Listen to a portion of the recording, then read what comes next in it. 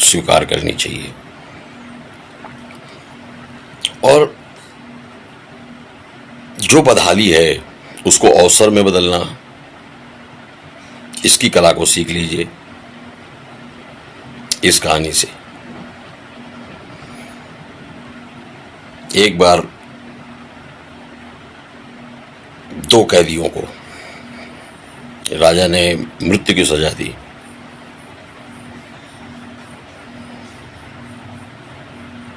अब दोनों कैदी परेशान थे कि राजा ने मृत्यु की सजा दे दी,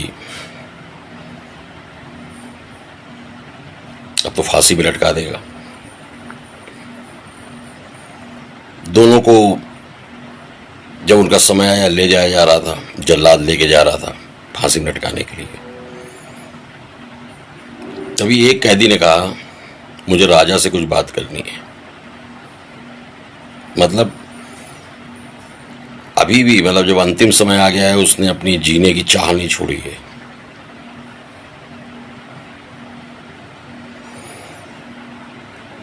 दूसरा कैदी ने सोचा कि यार ये क्या, जब राजा ने फांसी की सजा दे दी, अब ये क्या बात करेगा। तो जल्लाद ने सुना, जल्लाद ने कहा अब इसकी अंतिम इच्छा है तो राजा से इसकी मुलाकात करा ही देते हैं। राजा से उसकी मुलाकात हुई, दोनों कैदी लाए गए राजा के समक्ष। तो पहले कैदी ने कहा कि राजा साहब अगर आप हमें 1 साल का समय दे दो तो जो आपका घोड़ा है मैं उसको उड़ना सिखा दूंगा। राजा पहले तो मुस्काया, घोड़ा उड़ेगा?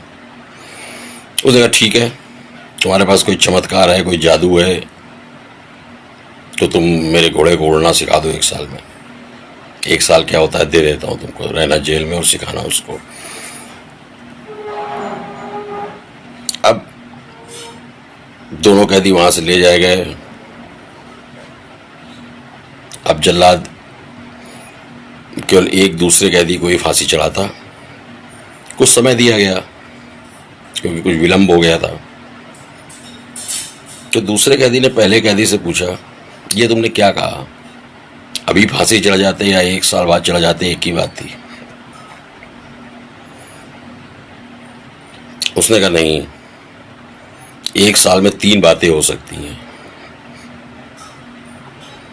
मतलब ईंटें फेंकी जा रही है तब भी आप निराश मत होइए, उनका महल बनाने की कोशिश कीजिए।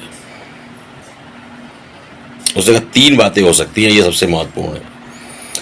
3 बातें क्या हो सकती हैं उसने कहा।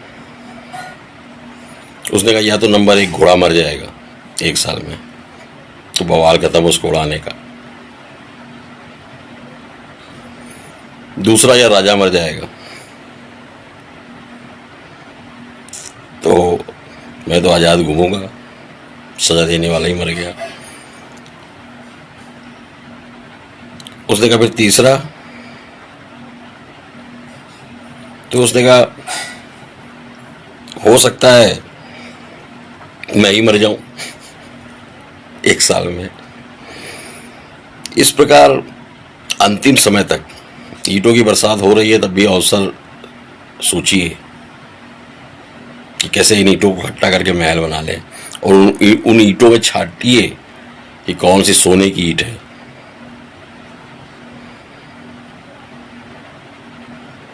तो तुम वो बनो जो जमाने की पड़ रही ईंटों को भी स्वीकार करो और उनसे महल खड़ा करके दिखाओ।